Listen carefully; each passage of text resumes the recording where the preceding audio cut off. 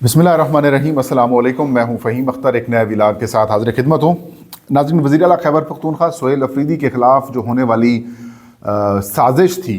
चंद दिन पहले वो साजिश, बल्कि जिस वक्त उनकी तैनाती हुई थी तब से लेकर अब तक उनके ख़िलाफ़ साजिश एक रचाई जा रही थी, उसको सोहेल अफरीदी साहब ने किस तरीके से नाकाम बनाया है और अब सोहेल अफरीदी के ख़िलाफ़ कौन सा महाज जो है वो खड़ा हो सकता है, क्या डेवलपमेंट्स हैं वो आपके साथ हम शेयर करेंगे। इसके अलावा अलीमा खान साहबा, इमरान खान साहब की बहन है, उनकी मंगल वाले दिन साबिक वज़ीर आज़म आज़ाद कश्मीर जनाब क़य्यूम खान नियाज़ी साहब के साथ तलख़ी हुई है। तलख़ी के बाद उन्होंने आज़ाद कश्मीर के इलाके में एक बड़ा एहतजाजी रैली निकाली है। तलख़ी क्यों हुई है और महमूद खान अचकज़ई, इनकी जो बतौर अपोजिशन लीडर तैनाती है, वो कहाँ तक पहुँची है, क्यों नहीं हो पा रही, मतलब इश्यूज़ क्या हैं, वो आपके साथ हम शेयर करेंगे। पहली खबर, जैसे मैंने अपनी इंट्रो में बताया कि सोहेल अफरीदी ने अपने ख़िलाफ़ होने वाली जो साजिश है उसको नाकाम बना दिया है। वो क्या साजिश थी? बेसिकली जिस वक्त वज़ीर आला खैबर पख्तूनख्वा सोहेल खान अफरीदी को इमरान खान साहब ने नॉमिनेट किया, उस वक्त अली अमीन खान गंडापुर को हटना पड़ा। तो अली अमीन गंडापुर के क्योंकि मामलात इस्टेब्लिशमेंट के साथ काफ़ी हद तक बेहतर थे, उनको ज़रा ये बताते हैं कि ये कहा गया सोहेल अफरीदी को जब नॉमिनेट किया खान साहब ने, तो ये कहा गया कि जनाब वाला आप डटे रहें, आप रिज़ाइन मत करें, आप कोई रास्ता हम निकाल लेते हैं, मतलब अली अमीन को कहा गया। लेकिन अली अमीन खान गंडापुर ने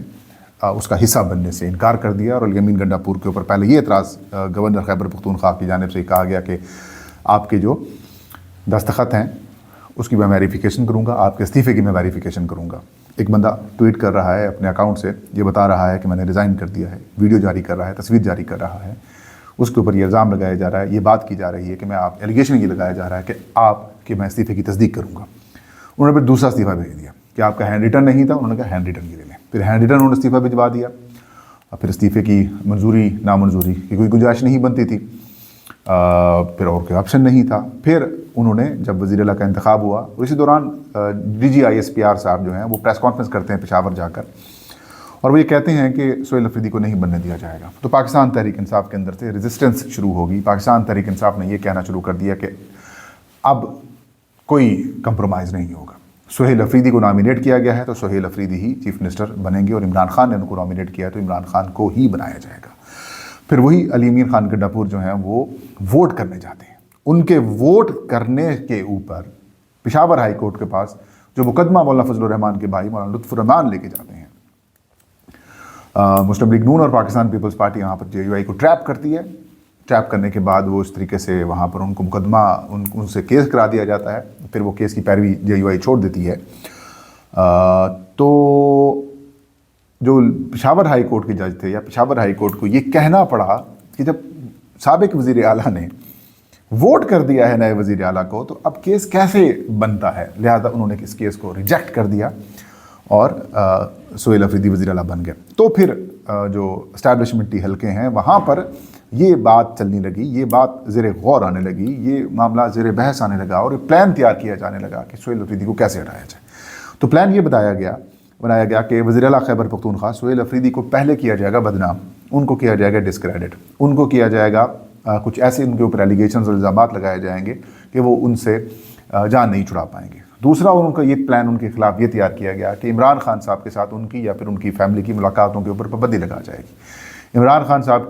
का कोई पैगाम, कोई मैसेज बाहर नहीं आने दिया जाएगा। लेकिन इस दौरान इमरान खान साहब का सिर्फ एक मुलाकात करवाएगी उज़्मा खान साहबा से, और उज़्मा खान साहबा ने आकर उनको जो लफ्ज़ इस्तेमाल किया आर्मी चीफ से मुतालिक, उसके ऊपर बड़ा इशू पैदा हुआ। कुछ बताते हैं लोग कि जो इमरान खान साहब ने अल्फाज अदा किए थे उज़्मा खान साहबा से मुलाकात में आर्मी चीफ से मुतालिक, वो बताए नहीं गए पब्लिकली, वो कुछ और अल्फाज थे। लेकिन जो अल्फाज उज़्मा खान साहबा ने आके बताए थे उसके ऊपर भी एस्टैब्लिशमेंट को बहुत गुस्सा आया, हुकूमत को भी बहुत गुस्सा आया। इतलात ये सामने आ रही हैं कि उस मुलाकात की अरेंजमेंट में बैरिस्टर गौहर का बड़ा किरदार था। उन्होंने बड़ी रिक्वेस्ट की थी या फिर मामलात किए थे स्पीकर के ज़रिए, तो उनको बड़ी हजीमत का सामना करना पड़ा। और उसके बाद फिर एक दफ़ा जब तोशाखाना 2 केस में सज़ा सुनाई गई इमरान खान साहब को और वो शबीबी साहबा को, تو اس وقت جو سلمان صفدر صاحب ہیں وکیل، ان کے ذریعے ان کی ملاقات ہوئی تو انہوں نے عمران خان کا پیغام سہیل افریدی کو دیا اور یہ کہا کہ آپ اسٹریٹ موومنٹ شروع کریں۔ اسٹریٹ موومنٹ کا آغاز ہوا، تو یہاں سے معاملات سہیل افریدی کو کچھ نہ کچھ چیزیں سمجھ آنے لگیں کہ اب میں نے کرنا کیا ہے۔ لیکن اس دوران ملاقات کے اوپر پابندی، اور یہ باتیں جو علی امین خان گنڈا پور کا گروپ ہے وہ یہ بات پبلکلی سوشل میڈیا کے اوپر، ڈیجیٹل میڈیا کے اوپر یا پھر پارٹی کے اندر یہ بات کنوے کرنے میں کامیاب ہو چکا تھا۔ اور تو اور پاکستان تحریک انصاف کے جو اس وقت میک شفٹ ارینجمنٹ چیئرمین ہیں بیرسٹر گوہر صاحب، وہ بھی کہتے تھے کہ اب بات جو ہے وہ ملاقات کے لیے بھیک مانگنے تک پہنچ چکی ہے۔ مطلب یہ کہ وہ کہہ رہے تھے کہ پہلے ملاقاتیں ہوتی تھیں اور اب احتجاج تک صورتحال پہنچ چکی ہے۔ تو مطلب وہ یہ بات کہہ رہے تھے کہ گنڈا پور صاحب جب تک موجود تھے تب تک ملاقاتیں تو کم از کم ہو رہی تھیں، اب وہ ملاقاتوں کا سلسلہ بھی ختم ہو چکا ہے۔ مطلب کہنا یہ چاہتے تھے گنڈا پور اگر عمران خان صاحب کی بہنوں کی ملاقاتیں بحال کرا دیتے یا پھر کسی اور جگہ کے اوپر جا کر عمران خان کے لیے کچھ ریلیف حاصل کرنے میں وہ کامیاب ہو جاتے، تو ہو سکتا تھا جو پلان تیار کیا جا رہا تھا کہ سہیل افریدی کو پھر ہٹا دیا جائے گا اور علی امین خان گنڈا پور کو دوبارہ چیف منسٹر خیبر پختونخوا لایا جائے گا، جو کہ اسٹیبلشمنٹ کا بنیادی طور پر پلان بھی یہی تھا۔ اب جب سے سہیل خان افریدی وزیر اعلیٰ بنے ہیں تب سے لے کر اب تک عمران خان صاحب کی جو ملاقاتوں کے اوپر ہے وہ پابندی ہی سی لگ چکی ہے، تو پہلے ایسا نہیں تھا۔ تو یہ ایک سازش تھی۔ اب جب سلمان صفدر صاحب نے آ کے عمران خان صاحب کا پیغام سہیل افریدی کو دیا، اسٹریٹ موومنٹ شروع کی، پہلے مرحلے میں لاہور گئے، لاہور میں پنجاب حکومت کی جانب سے یا پنجاب سرکار کی جانب سے جو کچھ اقدامات کیے گئے، رکاوٹیں کھڑی کی گئیں، صحافیوں کے ذریعے بدسلوکی کی گئی، یا پھر جو ایک تلخی والا جو 3 دن کا دورہ ان کا رہا اس کی وجہ سے ماحول چارج ہو گیا۔ سہیل افریدی دوبارہ پاکستان تحریک انصاف کے رہنماؤں کے لیے، سوشل میڈیا کے لیے یا پھر پاکستان تحریک انصاف کے ہمدرد لوگوں کے لیے جگہ بنانے میں کامیاب ہو گئے۔ اور پھر جب کراچی میں ان کا استقبال ہوتا ہے، کراچی سے حیدرآباد، اور ایک کہہ سکتے ہیں کہ ایک فقید المثال قسم کا استقبال کیا جاتا ہے سہیل افریدی کا، تو سہیل افریدی کا جو مومنٹم ہے، سہیل افریدی کی جو پاپولیرٹی ہے اور جو سہیل افریدی جو کلیئر تھاٹ ہے وہ ان کا مزید وسیع ہو گیا اور لوگوں کے اندر مزید ان کی ایکسیپٹنس جو ہے وہ بڑھ گئی، بالخصوص پاکستان تحریک انصاف کے اندر ان کی ایکسیپٹنس جو ہے وہ بڑھ گئی۔ تو یہ جو سہیل افریدی کا کراچی وزٹ تھا اور سہیل افریدی کا وہاں پر جو استقبال کیا گیا اور جو انہوں نے کلیئر پوزیشن کی، صحافیوں سے ملاقات کی، چاہے وہ حیدرآباد میں ہو یا پھر کراچی کے اندر ہو، سینئر صحافیوں کے ساتھ پریس کلبس کے اندر ملاقاتیں کی، اس سے بھی لوگوں کو سمجھنے میں بڑی آسانی ہوئی کہ سہیل افریدی چاہ کیا رہے ہیں، سہیل افریدی کرنا کیا چاہ رہے ہیں۔ تو یہ جو 2 وزٹس ہوئے ہیں کراچی اور لاہور کے سہیل افریدی کے یا پھر سندھ اور پنجاب کے، اس کی وجہ سے وہ جو سازش بنائی جا رہی تھی یا بوئی جا رہی تھی، جو کہ ایک کریکٹر اسلام آباد کے اندر بھی آئے ہوئے ہیں اور وہ چاہ رہے تھے کہ کسی طریقے سے معاملات ان کی فیور میں کیے جائیں، تو وہ ختم ہوئے ہیں، کیونکہ عوام چارج ہو چکی ہے، تحریک انصاف چارج ہو چکی ہے، پاکستان تحریک انصاف کے ورکرز چارج ہو چکے ہیں، اور آہستہ آہستہ جیسے موسم کی سختی ختم ہوگی، موسم جیسے ہی تھوڑا سا نارمل ہوگا، آپ دیکھیں گے شاید سہیل افریدی جو ہیں وہ کال بھی دیں اور آگے بھی بڑھیں۔ سہیل افریدی کے خلاف اب مزید کیا محاذ کھڑا ہو سکتا ہے؟ ظاہر سی بات ہے اگر اسٹیبلشمنٹ چاہے تو کچھ بھی کھڑا کر سکتی ہے، کچھ بھی ان کو کھڑا سے مراد یہ کہ ان کے خلاف کیس بنا سکتی ہے، ان کے خلاف کارروائی کر سکتی ہے، الیکشن کمیشن ٹول کے طور پر استعمال ہو سکتا ہے، الیکشن کمیشن ایک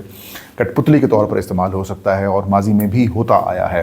حویلیاں جلسے سے خطاب میں انہوں نے جو مبینہ طور پر جو دھمکی امیز گفتگو کی سہیل افریدی نے انتخابی عملے سے متعلق، اس کے اوپر ان کو ڈسکوالیفائی کر سکتے ہیں، ان کے خلاف کارروائی کر سکتے ہیں، ان کے خلاف چارج کر سکتے ہیں۔ کمیشن ہے، قانون کہے نہ کہے، چیزیں بنتی ہوں نہ بنتی ہوں وہ کر سکتے ہیں۔ تو ایک تو یہ محاذ کھڑا ہو سکتا ہے۔ تو دوسرا 9 مئی والا کیس ڈال دیں، ان کے پاس لائسنس ٹو کل ہے، کر دیں، جو کچھ کرنا چاہتے ہیں آپ کر دیں، وہ مطلب آپ کو کون آپ سے پوچھ سکتا ہے؟ آپ انڈے دیں، بکرے دیں، بچے دیں، مطلب آپ کچھ بھی کر سکتے ہیں۔ ایک تو وہ مطلب وہ بھی کیا جا سکتا ہے، 9 مئی کے کئی کیسز میں کیا جا سکتا ہے، مطلب کسی بھی معاملے کے اندر آپ، وہ ریڈیو پاکستان والا معاملہ جو ہے وہ ایک تو صوبائی جو کمیٹی ہے، صوبائی اسمبلی کی کمیٹی ہے، وہ اس چیز کو دیکھ رہی ہے، اور دوسرا پھر عدالتیں بھی دیکھ رہی ہیں، اور ایک فورنسک رپورٹ بھی آپ کے سامنے گزری ہوگی، وہ بھی آئی، تو مطلب ان کے پاس آپشنس تو ہیں۔ علیمہ خان اور قیوم نیازی کی تلخی کیوں ہوئی تھی؟ بیسیکلی اس چیز کو اس اینگل سے دیکھنا چاہیے۔ عبدالقیوم نیازی صاحب سابق وزیر اعظم ہیں آزاد جموں کشمیر، یہ وہ وزیر اعظم ہیں جن کو عہدے سے ہٹا کر ان کو قربانی کا بکرا بنایا گیا، اور یہ کہا گیا کہ وہ جو سردار تنویر الیاس ہیں، سینٹورس کے مالک ہیں، ان کو یہ کہا گیا کہ آپ جو ہیں وہ نئے وزیر اعظم بن جائیں، تو تو ان کو بنا کے قیوم خان کو ہٹا دیا گیا، اور پھر وہی جو سردار تنویر الیاس ہیں ان کی جگہ کے اوپر وہاں پر رجیم چینج کر دی گئی اور وہاں پر انوار الحق کو لگا دیا گیا۔ اب انوار الحق کو لگا کر کی راٹھور ہیں فیصل راٹھور، ان کو لگا دیا گیا۔ ان کے ساتھ انہوں نے تلخی کی ہے کہ آزاد کشمیر باہر کیوں نہیں نکلتا۔ انہوں نے کہا ہم نے پلندری کے اندر بڑا جلسہ کیا ہے، جلسہ تمام کیا ہے۔ بہرحال اتنا زیادہ تلخی انہوں نے محسوس نہیں کی قیوم نیازی صاحب نے، لیکن وہ سابق وزیر اعظم تھے، علیمہ خان صاحبہ کو ایسا نہیں کرنا چاہیے تھا، انتہائی نامناسب تھا، اور پھر کیمرے لگے ہوئے ہیں، کیمروں کے بغیر آپ گفتگو کر سکتے تھے۔ آپ ایک تو عمران خان صاحب کی بہن ہے، شاید اس وجہ سے قیوم نیازی صاحب نے کوئی تلخی بھلا جواب نہیں دیا، لیکن ان کے اگلے دن سہنسا کے علاقہ ہے آزاد کشمیر کا، وہاں پر انہوں نے ایک بڑی ریلی نکالی ہے۔ بہرحال ایک افسوسناک صورتحال تھی، بہرحال اس کو اب ختم کیا جا رہا ہے۔ محمود خان اچکزئی اپوزیشن لیڈر ابھی تک اپوائنٹ کیوں نہیں ہو سکے؟ محمود خان اچکزئی اگست سے، مطلب یہ کہ اگست 2025 سے عمر ایوب کو نااہل کیا گیا، شبلی افراز کو سینٹ سے نااہل کیا گیا، تو ان کی جگہ کے اوپر علامہ راجہ ناصر عباس اور محمود اچکزئی کے نوٹیفیکیشنز ابھی تک نہیں ہو سکے، لیکن کچھ بیک ڈور رابطے ضرور ہوئے ہیں۔ بیک ڈور رابطوں کے اندر کچھ یقین دہانیاں ضرور کروائی گئی ہیں، اور اس کے اندر یہ کہا گیا ہے کچھ چیزیں بہتر ہوں گی، اور پھر ایک پولیٹیکل سٹیبلٹی کے لیے تمام چیزوں کو، تمام سیاسی جماعتوں کو، تمام اسٹیک ہولڈرز کو مل بیٹھ کر کرنے کے لیے شاید یہ ایک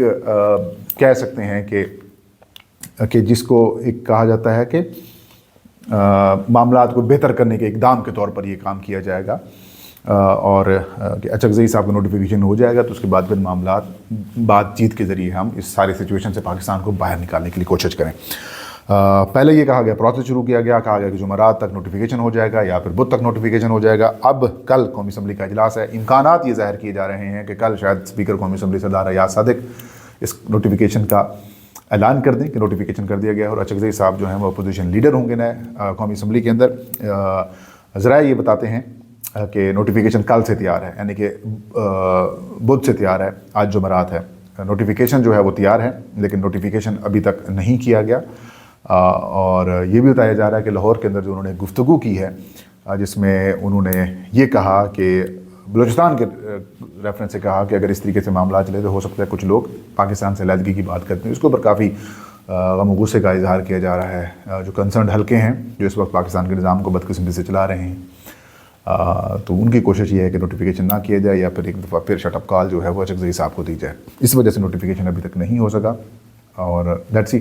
کہ نوٹیفیکیشن کب تک ہوتا ہے، لیکن چانسز ہیں کہ شاید ہو جائے، مزید گریٹر پاکستان کے مفاد کے ذریعے معاملات دیکھا جائے۔ تو یہ تھا آج کا ویلاگ، فہیم اختر کو اجازت دیجیے، اللہ ہم سب کا حامی ناصر ہو۔